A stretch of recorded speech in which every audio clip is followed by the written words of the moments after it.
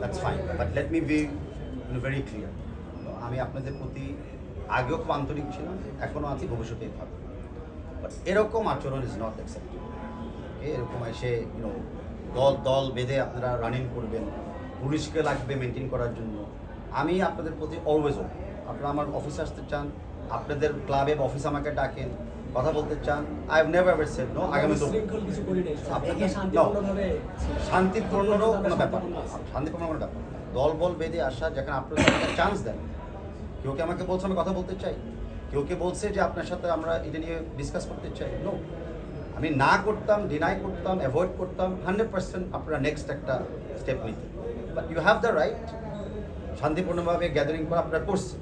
আমার point of view হলো এটা দরকার ছিল না, I am here. Number 2 point হলো যে আপনাদের প্রত্যেকটা কথা আমি যদিও অফিসিয়ালি বলেন নাই, বাট আজকে এটাকে অফিসিয়াল ডিসকাশন হিসেবে আমি নিলাম। I will note down everything. আরেকদিন আপনারা আসুন, আরও যদি কোনো কমেন্টস থাকে, এগুলো তো আমাদেরই দল, 23 জনের বাইরে সবাই আমাদের প্লেয়ার, আমাদের দেশের। ওকে, এটা আমাদের অ্যাসিস্ট্যান্টস কোচিং স্টাফ যারা আছে। জিতলে আমরা সবাই জিততেছি, হারলে আমরা সবাই হারতেছি। কেউ তো এখানে হারার জন্য আসে। আপনারা যে কথাগুলো আমাকে বলতেছেন জিতার জন্যই বলতেছেন, এটা তো কারো ব্যক্তিগত পক্ষে বা বিপক্ষে। আমি জিততে, আমি আসছি মাত্র 4 মাস হয়েছে।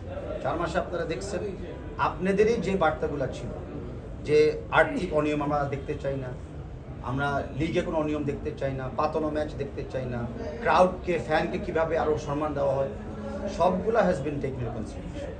একটা এখন আমি হয়তো সবগুলাতে সাকসেস হতে পারি না, দ্যাট ডাজ নট মিন যে আমি একটা কোনো ইস্যুতেও আমি ইগনোর করতে পারছি।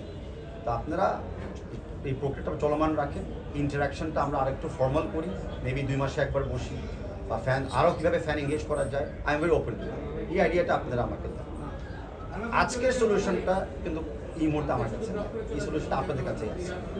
আই এম সেইং আমরা ইন্ডিয়া ম্যাচটা দেখি, ইন্ডিয়া ম্যাচটা দেখার পরে এভরিবাডি জব দিতে হবে, প্রেসিডেন্ট থেকে শুরু করে আমাদের পিয়ন বলি।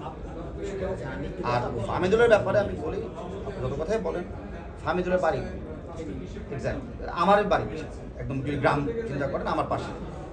আমি তার সাথে ব্যক্তিগতভাবে কথাও বলছি, তার বাবার সাথে আমি কথা বলছি।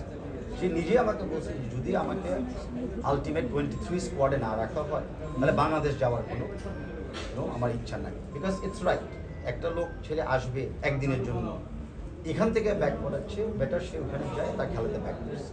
তো ওর বাংলাদেশে আসা না যাওয়াটা ওর আর আমার 100% এখানে আপন মিউচুয়াল ডিসকাশন। এখন স্কোয়াডে থাকা না থাকা একটা 29 মেম্বারকে আমরা পাঠাইছি, 29-এর ভিতরে কিন্তু অনলি 22 জন team, because Hamza Chowdhury is the 30th।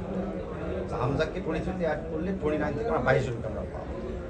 Coaching team has selected 22 জন, sitting in Saudi Arabia, based on injury, based on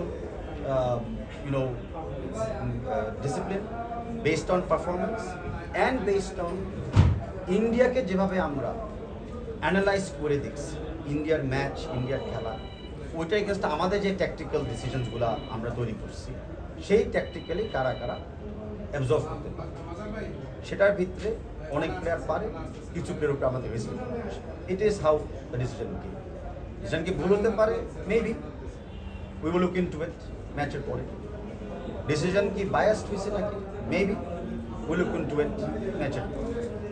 R last comment আপনারা করছেন, এটা ভালোভাবে আমি উত্তর দিতে চাচ্ছি না যে কোন একটা ক্লাবের সবাই বা সবাই আমার ক্লাব, বাট আমি ইস্যুটাকে আমলে নিলাম, কমেন্ট করলাম, অ্যান্ড যেটা যেখানে যেখানে দেখা আমি ব্যক্তিগতভাবে দেখবো।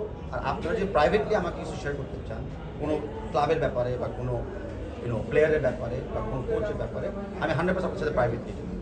আর এই মুহূর্তে আমি সবার গার্জিয়ান, আমার জন্য কোনো রকমের নেগেটিভ কমেন্ট করা ওর সাসপিশিয়াস কমেন্ট করা ঠিক হবে, এটা আমি আমার কাছ থেকে আপনার কাছে আমি চেয়ে নিচ্ছি। বলো ভাইয়া।